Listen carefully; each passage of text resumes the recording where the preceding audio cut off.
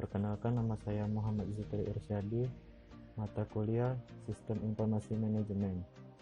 Baiklah, saya akan menjelaskan materi tentang menggunakan teknologi informasi dalam menjalankan e-commerce. Pengertian e-commerce: perdagangan elektronik adalah kegiatan jual beli barang atau jasa, atau transmisi dana atau data melalui jaringan elektronik, terutama internet. Dengan perkembangan teknologi informasi dan software, hal ini membuat transaksi konvensional menjadi mungkin untuk dilakukan secara elektronik. Manfaat e-commerce: mempermudah pemasaran dan promosi barang maupun jasa, mempermudah komunikasi antara produsen dan konsumen, memperluas jangkauan poin konsumen dengan target yang tidak terbatas. Proses e-commerce lebih mudah dilakukan baik untuk pembelian ataupun penjualan. Pembayaran yang mudah dengan melakukan secara online. Penyebaran informasi yang mudah dilakukan. Keuntungan menggunakan e-commerce.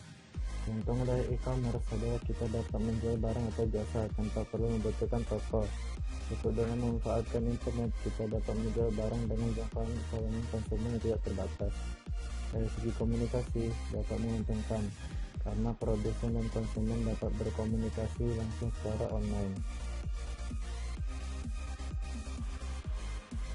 Kendala e-commerce yaitu biaya tinggi, kekhawatiran akan keamanan, dan perangkat lunak yang belum mapan. Jenis-jenis e-commerce: 1. E-commerce consumer to consumer atau C2C. Jenis e-commerce C2C ini dilakukan antara konsumen dan konsumen. Misalnya, konsumen dari suatu produsen akan menjual kembali produk ke konsumen lainnya. 2.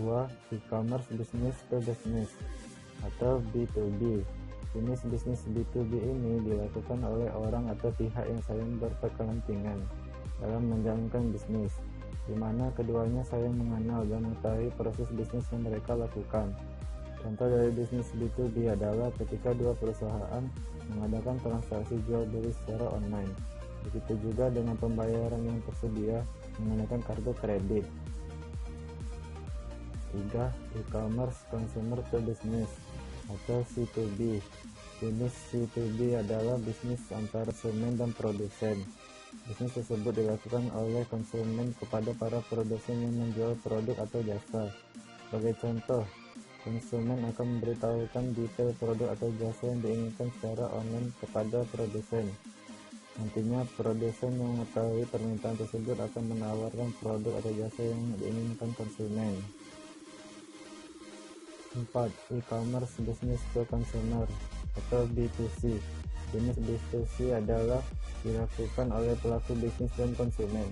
Transaksi e-commerce ini terjadi layaknya jual beli biasa. Konsumen mendapatkan penawaran produk dan melakukan pembelian secara online. Sebagai contoh, produsen menjual produk ke konsumen secara online. Contoh e-commerce: 1. Bukalapak. Startup e-commerce yang diluncurkan sejak 2010 silam ini merupakan salah satu unicorn yang ada di Indonesia, mewadahi jutaan pelapak dalam platformnya. Bukalapak memang cukup sukses dan diminati. 2. Shopee.